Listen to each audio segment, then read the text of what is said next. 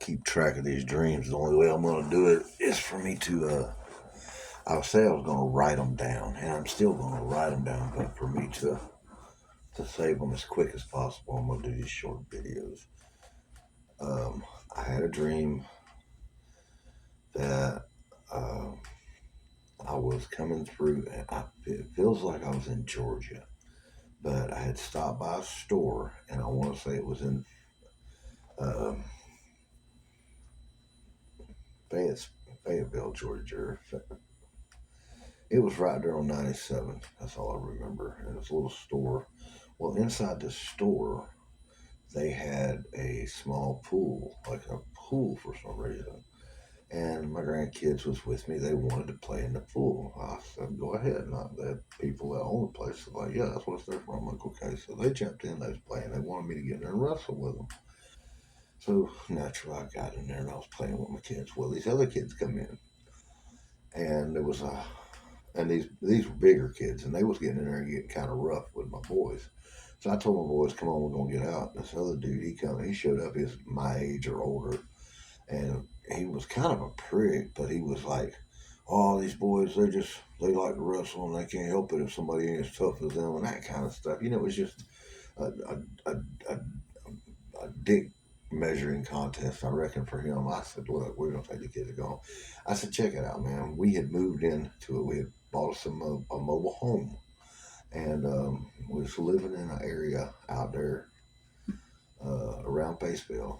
That's where it was at, Paceville. And for some reason, I was out there, and I said, "Why don't you just, bring your kids over and let them play around the house? We got stuff they can do, and it don't seem like everybody's got these kids ain't got a whole lot of friends." So brought them over, and well, listen, they showed up later sometime. I don't know if it was later in the week or what, but I had a dream that the kids was outside playing, and he showed up with his kids, okay, and they were out there playing in the yard. He had two boys. They were older than my boys, and I forget what happened, but I do remember now because this dream wasn't last night. This was about a week ago. I'm trying to recall it because I didn't write it down. But I dreamed that he showed up and he was carrying a bottle of Jack Daniels. This dude was already about half lit, and he's one of them drunks. He's one of these guys that when he got drunk, he was one of them guys that was just like talking shit to everybody about everything, right? Anyway, I told him, look, brother, we're gonna call it a day. I'm gonna ask you to leave, because I don't need my kids being around this stuff. And the other, well, he took it as an insult. And he'd kick ass and they'd kill everybody there and all this bullshit. And I told my kids going in the house, and we was inside. Told him I was gonna leave, and they was out there running their mouth. And he had hopped out his truck. He went out to his truck and got out, and he had a gun, a shotgun, and or a rifle or some shit. And he said, "I'll kill you, motherfucker. I know you called the law on me." I said, "No, but I'm about to. You need to get on out of here." And directly, somebody popped around through the house. And I looked, and him and his two boys, now his two boys weren't little no more. They were like in their 20s in that part of the dream. And they started popping rounds in the house. And I told all my kids, I said, everybody lay down on the floor and just lay down on the floor. I flipped the couch over, told them to get behind the couch on the floor. And I eased out the back. Well, when I went around the mobile home, I seen one of his boys jacking around in a shotgun. He had a shotgun.